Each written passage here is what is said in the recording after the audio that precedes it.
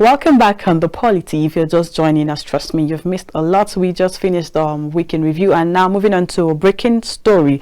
That's something that just happened this morning. Senator Ademola Adeleke has been sacked as governor of Osun State by an election petition tribunal chaired by Justice Tese Kume. The tribunal sacked Adeleke following claims of overvoting in some polling units across the state.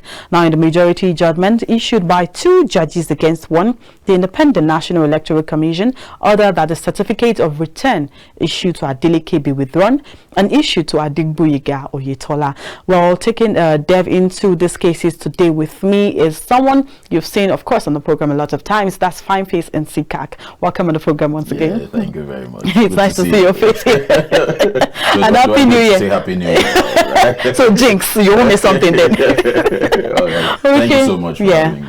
Thank you very much for coming. So, what's your take on this story we just finished reading? Well, for me, I saw that report, I think, like 2 hours ago, Okay. and then I wasn't really shocked, though. Okay. I'll be sincere, because Oyetola is of the ruling party, the Yeah. APC. So somehow I had this feeling that they could actually be up to something, because he kept on. Remember, sometime I think last year towards December, he came out to say that God spoke to him, that he's coming back as governor. He said that, and then people started asking questions, and God spoke to you in what way and all that. Are you now a prophet and all that? So I started having that particular feeling. But I'll take your mind. Their battle started in 2018. 2018, yes, elections. actually. Oyetola, Adeleke. Now in the elections, Adeleke actually scored about 254,000 votes. Okay. Oyetola had 254,345. While Adeleke had 254,698.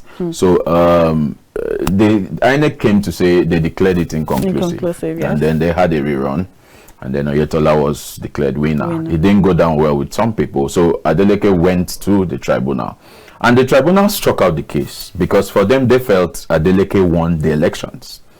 They struck it out, and then they sacked Oyetola. But then Oyetola he appealed the judgment, and then the Supreme Court reinstated him as governor. And then he governed the state for 4 years. We had a lot of issues about Osun State. I remember in the build-up to elections, one of the major issues was that there's a private jet that is being owned by the state. By the state, yeah. But they said from the moment it was paid for, they've not seen the jet. Yeah, so it's like it's still with the people they bought it from. People started asking questions and all that. And then the last elections, it came, and then Adeleke was declared winner. And then a lot of things happened. I remember Adeleke giving press conference, and he made some revelations about the fact that some government officials even left with the official cars. Officials of the former Oyetola. Yeah, so they left with the official cars, and he said they even looted the governor's lodge to things like spoons and all those kind of things. So he started making some kind of revelations, and then Oyetola headed to the court. But then that election, in that very election, it was, we all could see that Adeleke won the elections, and then Nigerians were even celebrating the introduction of beavers, because it was believed that it was the beavers that was actually able to maybe curb rigging elections and stuff like that. So Nigerians celebrated it, because then also they said they tried beavers in Ekiti State, and it worked perfectly. So Nigerians were happy. I think people were now anticipating the presidential election. But then Oyetola went to the court, and then we saw what played out today. Now the justice, his argument was that INEC did not comply with the Constitution and the new Electoral Act, and he focused on the fact that people overvoted during the elections. So Nigerians are now beginning to ask certain questions. You said you used beavers and all that, and then so how did we get to you now claiming that people that the voting was much on the side of Oyetola or Adeleke, but for me this isn't new. Adeleke, he has the privilege now. He would he will appeal it, and then we'll now have to wait for the Supreme Court. But this isn't the first time we are seeing this. I remember, it takes my mind back to I think 2012. Adams Oshomole of the ACN in Edo State. He had the same issue against the PDP, and then at the end of the day, he was declared winner. We saw what played out in Imo State as well. I think that was 2020 or 2021, Hope Uzodinma came in, and then even he gave him a name. You understand? Yes, the Supreme Court governor. The Supreme Court, so he was able to unseat Ihedioha, although certain people felt it was a harsh decision. But he's the sitting governor today. But concerning Osun State, I feel like this time it may end up going in the way of Adeleke. Okay. The Supreme Court may actually that's just my own from what I see, but I think we should just keep our fingers crossed and then see how things will play out. But for me, I think it's actually a sad day for democracy, because some Nigerians actually started having confidence in the process. I went through some tweets immediately that we've seen a lot of tweets, and some Nigerians were like, okay, so how do we even trust the process now? We're talking about beavers and all that, so how so it's like more like people are now beginning to lose hope and confidence in the process. But like Adeleke said, he urged his people to be calm. But he gave that judgment a name. He called it a miscarriage. Well, let's get into that right now. Adeleke rejects tribunal verdict, heads to appeal court, just like we were saying earlier. And in this statement, Osun State Governor Ademola Adeleke has described the judgment of the governorship tribunal as a miscarriage of justice, like you were saying, and vowing to challenge the ruling at the Court of Appeal. Now, reacting to the verdict of the tribunal and a statement issued by a spokesperson, that's Mr. Rashid Olawale, Governor Adeleke faulted the resolution of the overvoting question in favor of Mr. Oyetola, calling it unfair interpretation against the will of majority of voters. Now, while urging his supporters to remain calm, Governor Adeleke vowed to appeal the judgment of the Court of Appeal, insisting it remains the rightful winner of the July 16 election. And let's say the 2018 election was different. This 2023 is even been sworn in as the governor. There's been celebrations, the people are happy. And then I like that you said that is this a cry for democracy? What do you think? What do you expect should, in case he doesn't win? What does that mean for democracy? Wow, I think some Nigerians would really question the process then if it doesn't go the way of Adeleke, because this one victory that not just the people of Osun State celebrated, Nigerians, because they felt it was free and fair, that it was about what the people of Osun State wanted. Look, before the elections, the people of Osun State were actually angry that there were no developmental strides, nothing was happening, jobs were not created, the state was just there.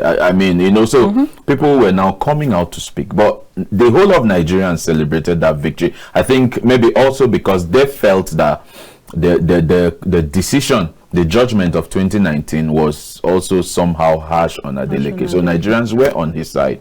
But if this doesn't also go the way of Adeleke, I think it would further cast doubts on the minds of Nigerians. Remember, we are preparing for major elections now, the presidential elections, and Nigerians are carefully observing. And certain questions would be asked. Okay, why didn't you also you claim the elections were free and fair like Ekiti State as well? So why didn't we have this kind of judgment as well? So Nigerians could actually begin to feel that, okay, so maybe because the APC won in Ekiti State, everyone is happy and all that, and then because the PDP won in Osun State, we are now having to do this back and forth. But for me, I think we should just watch and see how things will play out. But I just have a feeling that at the end of the day, the Supreme Court will be able to, step on this and give a proper judgment. Because how do you come to say, okay, we are sacking you because people have voted for you? I think for me, with the margin, the margin it's glaring with the vote margin. Of course. So I think it doesn't really go down well for democracy, and then this would cast doubt on the minds of Nigerians. Because I'll tell you this, Nigerians started trusting the process after the elections in Osun State. Not even Ekiti, Osun State. So Nigerians started feeling like, okay, we are beginning to have a free and fair election now. Because even President Muhammadu Buhari came to say, look, I'm not going to tamper with the process of elections. I'll keep it free and fair. And somehow in the Osun election, if you observed well, he didn't really play a role. He just took a seat and allowed it. So for me, that alone raised the confidence Nigerians actually had in the process. But if this doesn't go the way of Adeleke at the end of the day, it may further cast doubts in the hearts of Nigerians, and I don't think it will really help our democracy. Because if Nigerians actually feel that, remember, there's been this ideology before that my vote won't count. Yeah. So some people they have their PVCs, but they won't come out to vote. I remember having a conversation with a friend a few days back. He said, look, I've got my PVC, but I'm not coming out. I said, why? He said, because my vote won't count. I said, no. So by the time I was able to convince him that, look, your vote will actually count. So if this, doesn't, if it doesn't go the way of Adeleke, Nigerians may just feel, maybe there's really no need for me going out there to vote. So I just expect everyone to do what is right for the sake of democracy. We hope everybody has heard that, viewers at home. And now let's move on to 2023 polls and move into the 2023 general elections. The Independent National Electoral Commission, INEC, has hinted at the possibility of extending the ongoing collection of permanent voter registration cards by prospective voters. Now, Professor Mahmood Yakubu, chairman of the INEC, gave the tip while addressing a critical meeting of the commission and resident electoral commissioners from the states in Abuja. This is as he affirmed the readiness of INEC to conduct the mock elections on February 4th, 2023 in 436 designated polling units across the country to test run processes of the commission with actual voters. He said accreditation for the field test would be done same day and urged registered voters in the designated polling units to turn out to participate, saying the participation would assist the commission make adjustments that will strengthen the processes ahead of the presidential election on February 25th. And over to you now, Nsekar. What is your say on that? Okay, well, I think they need to extend the dates for collection of PVCs. Remember, we still have students in school. In schools, yeah. As the strike was on, where some people were registering for their PVC. So it means that certain students registered when they were at home. They've gone back to school now. So I think I saw a report that the House of Reps. Yeah, the House of Reps moved, they've actually stepped in, which for me it's commendable. Because if we do not have students, that means you've disenfranchised like about 3 million Nigerians from voting. No, actually, if you check, they said, according to the report, 71% of people that registered for their voter cards are youths. And if 71%, I can assure you that probably 40% of that 71 are students. Of course. And they are in school now. Yeah. So if they are in school, who is actually going to vote? So for me, I think there's need for an extension so students can actually go back home, get their PVCs, and then maybe I don't think there's any need to go back to school and then come back. They should just give them a break. I know due to the ASU strike, the academic calendar experienced some kind of changes. But and actually, all that. whether we like it or not, if election is taking place and students are in school, they wouldn't even be able to do anything to start with because there would be no movement. No movement. So why keep them? Yes, why keep them in school? Yeah, that's it. So I think it's necessary for INEC to extend the dates for collection so students can get back home, get their PVCs, and then prepare for elections. But there's a major problem. Certain people keep complaining that they've been unable to get their PVC. Because INEC officials keep telling them, look, we can't find your PVC. So what if we have these students go back home and then they face this kind of issues? So I think INEC themselves, they need to up their game. For me, the 2023 elections is like is a bridge between making progress as a nation and going backwards. So it's a major time in the history, in the future of our nation. So I don't think INEC should come up with those kind of talk like, okay, we can't find your PVC and all that. I have a friend who's been trying to get his PVC from the moment they started giving PVC till now. He's not been able to get it because they keep on telling him we can't find it. So it's one thing for the students to return back home, but they should ensure that you get their PVCs ready. So when they come back, they can just get it and then prepare. Yeah, because why would I leave school to come get my PVC to vote and then I come back and you tell me, picture a student who has to travel from maybe Calabar to Abuja all the way. Maybe, and then you get back home and they tell you we can't find your PVC. So INEC itself, they need to up their game. And then concerning the mock elections, I think it's just a process. It's like a test run. Because I heard the INEC chairman, he spoke about the fact that they've tested the BVAS across the 36 states of Nigeria. So I think the mock process is just for voters to come out. So they'll be able to test run. It's basically about the BVAS. They did the same thing in Ekiti State. They did the same thing in Osun State. So commendable, but I think they need to do a more of sensitization as well, because Nigerians do not really know much about this information. Yes. I myself, I didn't know until I stepped into the studio, and you told me, are you aware of the mock elections? But it's actually part of our breaking story, so they just released that this morning. They need to, Nigerians need to get informed about this, so people can actually come out and go through this process. Because for me, I think it will also help, so that by the time you come out to vote on the D-Day, you'll be able, you already have an idea. You know exactly what to do on that day, so you don't just come out and then you're confused. Yeah, so I think it's commendable. I like the idea, but they should also ensure that Nigerians, this.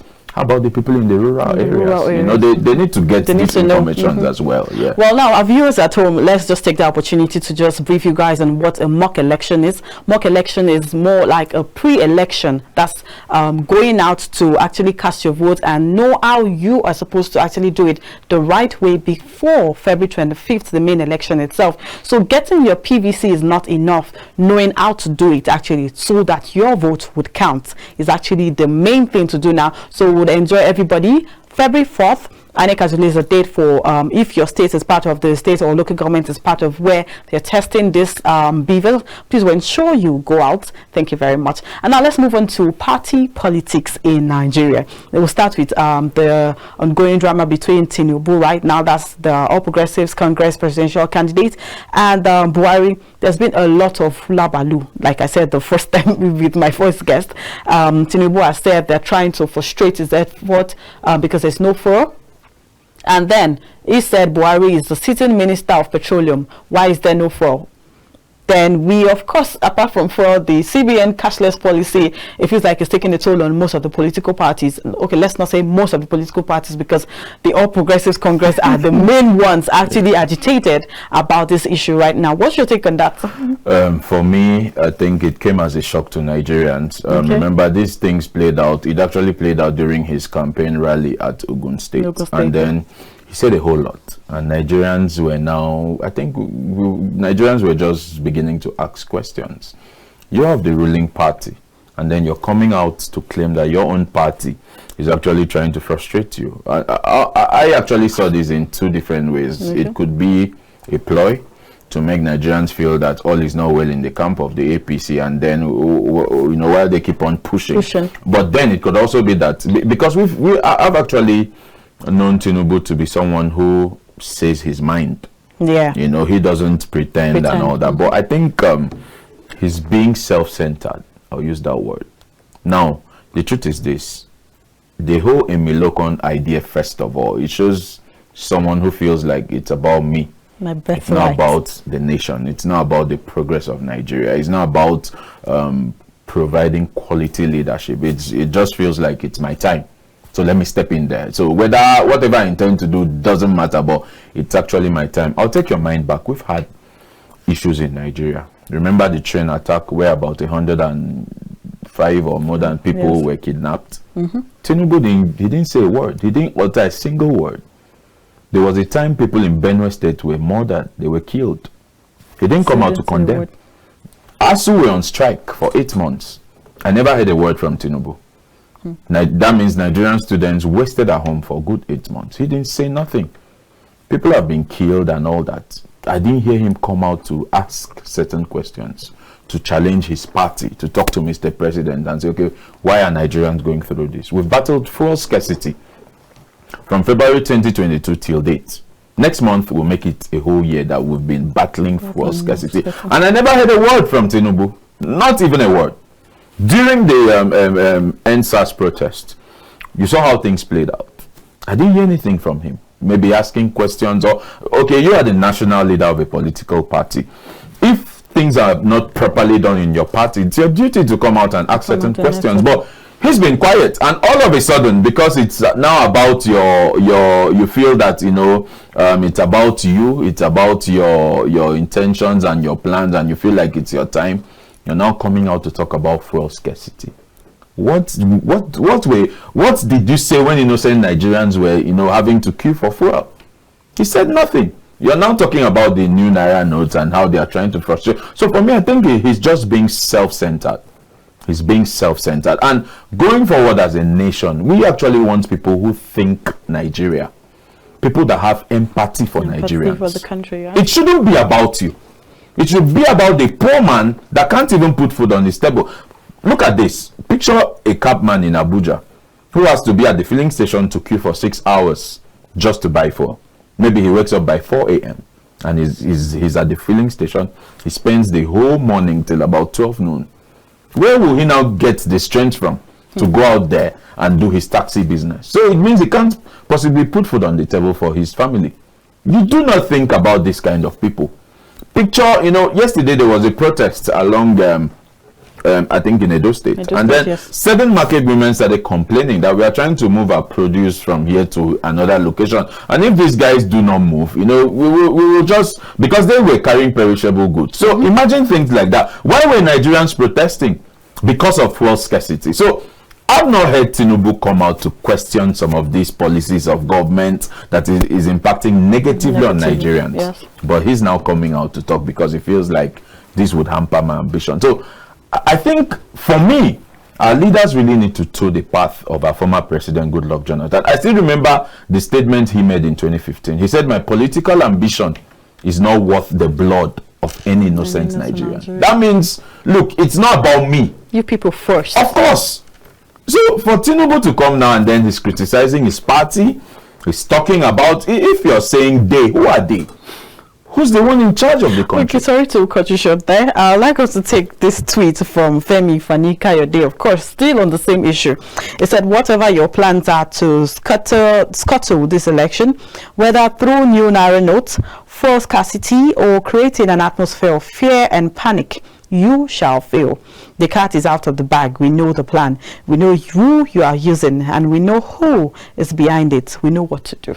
So you look at that kind of statement. So who are you referring this to? You're actually talking, obviously, to the Minister of Petroleum. And who is that minister? The president. He's a member of the APC. And then these people didn't come out all this while to criticize. Okay, let's take the issue of fuel scarcity, for instance. I have not seen a statement from any APC official to condemn what is happening. To say, look, enough of the sufferings on the side of Nigerians. And then look at all of them today. Look at Fani-Kayode, for instance. I've seen his tweets before now about the APC, about the candidacy of Bola Ahmed Tinubu and all that. How he was saying, look, he was against it. But today, look at the way things are playing out. So for me, I think we need leaders that have empathy for Nigerians. People that think about the nation. People that are worried about the sufferings of Nigerians. Nigerians are suffering. I will tell you the truth. People are suffering. Someone tweeted something and was asking about yes, there's fuel scarcity, but it has nothing to do with Nigerians. That people that even do not have cars are complaining about fuel scarcity. And people came out to ask him. So people don't enter taxis, people don't enter buses, people don't pay transport. So it's about having empathy for Nigerians. So for me, I think Tinubu is just trying to be self-centered. Yeah, we know the whole slogan about his candidacy, Emiloko and all that, but I think we need to move from that time. Okay. You should be bothered about Nigerians. He didn't question anything that, like I said, they've been killings, people dying, kidnappings up and down, and all that. Fuel scarcity has lasted for about a year now. ASU strike came, I didn't hear nothing. So I think our leaders just need to think about the nation. It shouldn't be about you. And then APC fighting. I saw a report the other day. I think the APC said that what Tinubu said wasn't directed at Mr. President. Mr. President. And I'm like, wow, even a little child could actually see that, this is who you're talking about. So, but for me, I think people shouldn't be self-centered. Think about the nation. Be worried about how to bring real change. Not the kind of change that was preached in 2015. And look at where we are today. Not that kind of change. Be worried about how you bring real change that will impact. I want a situation in our nation where a Nigerian would say, look, I'm moving, I'm relocating. And then you are like, wow, where? And he tells you, I'm relocating from Lagos to Port Harcourt. Why? Because Port Harcourt is well developed as well. Yes. You say, oh, I'm relocating from where? They say from Calabar to maybe Enugu. So we need leaders that will be able to, create a conducive environment. Nigerians have suffered enough. I think Nigerians deserve better. That's why you see every day Nigerians are leaving the shores of the nation. Why? Because they are tired. They deserve better. Actually, there's been a report from the Nigerian immigration that the number of people that actually got their passports last year exceeds the number that's gotten in probably 10-20 years. Of course. So that means there's the jackpot syndrome. Of course. Okay, now I like the way you took that APC fight too. Now speaking of empathy, now let's take empathy one side and take nepotism another side. Do you think most times, because let's take this Femi Fani-Kayode for example, few years back, he was obviously against the Bola Tinubu going for running for presidential campaign or anything at all. So now he is the same person coming out to support. I mean, not just support, he's been throwing jabs at other parties, and of course the jabs have been going back and forth. Could it be said that nepotism is mostly why most of our leaders are actually supporting who they are supporting, not actually because of the electorates themselves? I wouldn't say it's nepotism. Okay. I'll take your mind back to the former chairman of the APC, Adams Oshomole. He made a statement. Okay. He said, the moment you cross over to our party, your sins are forgiven. Most of the guys you see in the APC today actually left their parties because they had certain issues, maybe issues that has to do with financial crimes. Okay. So maybe they have certain questions to answer the EFCC. So as a way of trying to avoid these things, you see some of them cross over. So sometimes you see Nigerians, when they say a politician actually cross-carpeted from maybe from XYZ to XYZ, you hear Nigerians say, he's running from the EFCC. So that's what's been playing out. But for me, I think I would like to commend certain politicians that have actually stayed in one political party. Someone like the likes of Nyesom Wike. I mean, he's been there. He's been there. Yeah. But those 7 Nigerians are actually arguing that his tenure is coming to an end. He will cease to be governor of Rivers State. That's when they will actually know how loyal he is to the party. But I would want to see a nation where a politician would actually stay in one party. Like I've always said, whatever we are facing as a nation today is as a result of corruption. No matter what you want to tell me, poor healthcare is corruption. It's because of corruption. Corruption, yeah, correct. Our educational system is in a total mess. It's as a result of corruption. How do you explain to me in a nation where one man would just embezzle 109 billion naira and then nothing is being said, and then you hear the EFCC come to tell you we've been able to recover 30 billion? So what happens to the remaining? So everything is all about corruption. You hear stories of someone, snakes swallowing monies, and so for me, you talked about nepotism, but I don't really think so. People just run away from their past. When you were a sitting governor or a sitting minister or a senator. I like you to go direct. If you say a sitting minister, who are you referring to? I mean, the viewers are highly interested in that. I don't want to call names. I wouldn't want to call names. But then, I think some of these people... Now, let me tell you the truth. If another party gets to win in 2020, these elections, you will see some people will start moving as well. Just, so I think it's been the tradition. You're a governor, you do something wrong, and then a new party comes in, you move over to that party. Not because you like their ideologies or the ideas in that party. Because you want to be in the ruling party. So that your sins will be forgiven, according to, if I may quote Adams Oshomole. So, but for me, I think it's worrisome because we have a younger generation coming up. They're observing these people. If we do not change this, it means we are just passing the same thing to the next generation. And then, if we continue this way, we can never make progress. I'm telling you the truth. We can never ever make progress. That begs the question, because in 2015, I remember someone said, and it was in a report where it said, okay, we want change in Nigeria. We should probably first bring history back to our Nigerian schools. And it starts with us understanding that, you want change in the All Progressives Congress. And then half of those people who got this country to where they are right now, they are moving from PDP to APC or APC to whatever party they are moving to. So that begs the question, are we actually in it? I mean, a lot of people, because I always tell people, Nigeria starts with you and I. It's not just the president.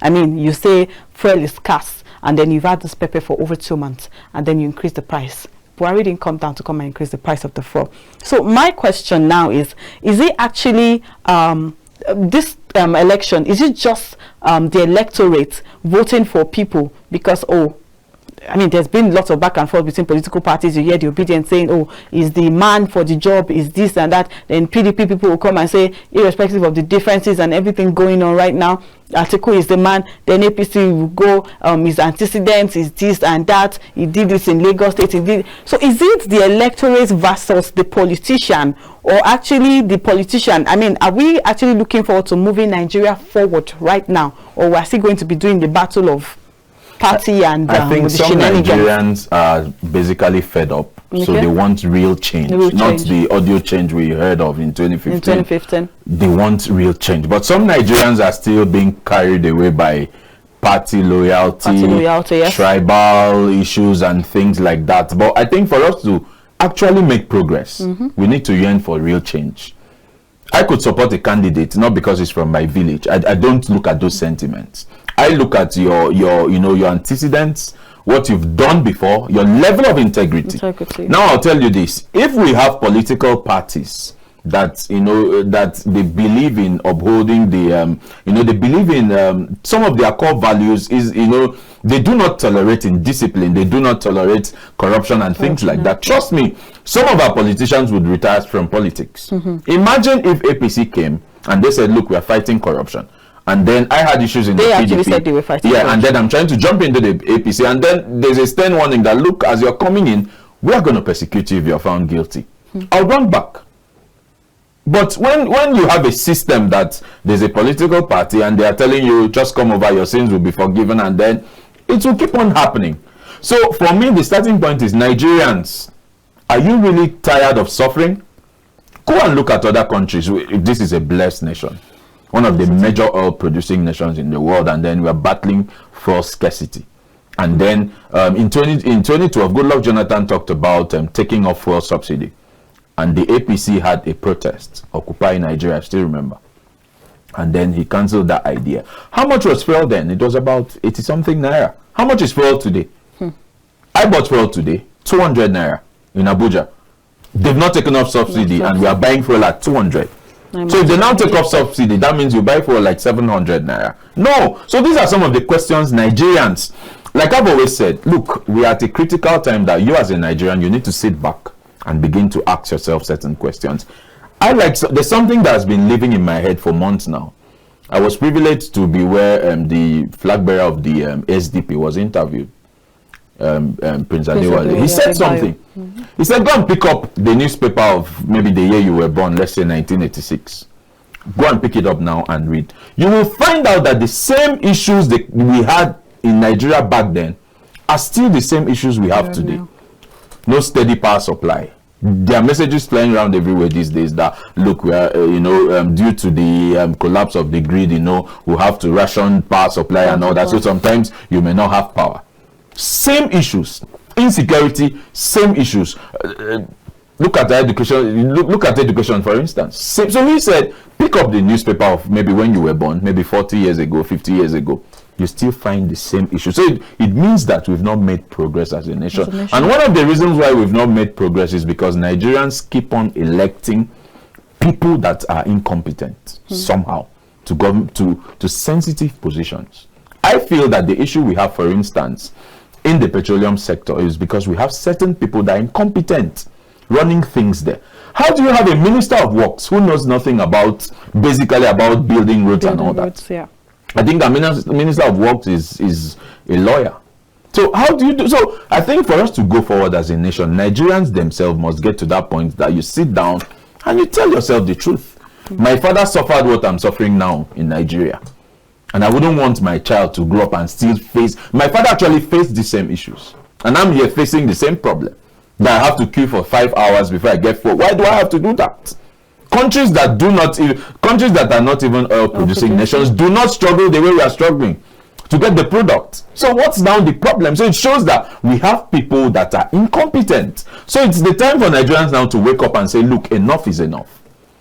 Your reaction is not to go and protest, because we know how it ended in 2020. Your reaction is get your PVC, head to the polls and vote your conscience. If you're tired of suffering, it should show. Think properly, weigh all the candidates, and then make your decision. But don't vote someone because you feel like, okay, I know this person that knows this person. So if this man wins, he will favor this man that I know, and then this man will favor me. At the end of the day, he may not favor you. Yeah, that's correct. Don't vote because you feel like he's from my village. You know, he's from my clan. So whether he does well or not, I'll support him. No. Do not vote because I feel like, okay, he's of my religion. No, we've look at developed countries. They don't consider, they look at your antecedents and what you have to offer. I can bet you that Nigerians voted the APC in 2015 because they felt like, look, this is the change we want. I mean, how can someone tell me I'm going to wipe off insecurity in 6 months? I'll redeploy all the service chiefs to Maiduguri and we'll be at the battlefront. Nigerians felt like, wow, this is it. Someone told you, look, we are wiping off corruption. We will not tolerate corruption. But look at where we are today. Look at where we are. For the past 7 years, we've been hearing funny stories. Snake swallowed monkey, swallowed monies, monkey swallowed. Very funny stories. So, Nigerians, it's your time. This is your time. Do not do it because he's from your village. Don't do it because you feel like I'm going to benefit. No, think about how all Nigerians will benefit, not you and your family. So I think this is Nigeria's time, and it's time for Nigerians to wake up and think. If you do not think, for me, I've said it before, this elections is the bridge between progress and going backwards. If you look at certain things that is actually happening in our nation today, it looks like we are still in the analog age in Nigeria. How do you explain to me that Nigerian students would rush to countries like Ghana and Benin Republic to school? Why? Because the educational sector is stable. So for me, Nigerians, this is your time. This is your time. Stop complaining. You've endured for 7 years. PDP came 16 years. Yeah, things were not really, as it should be, but they, at least to a certain extent, they tried their best. Yes. APC, they've been here almost 8 years, and we've seen where we are. It's been about them, PDP, but now is for Nigerians. So think properly and make a decision for the sake of your children, so your children won't have to come and suffer what your father suffered and then what you're suffering now.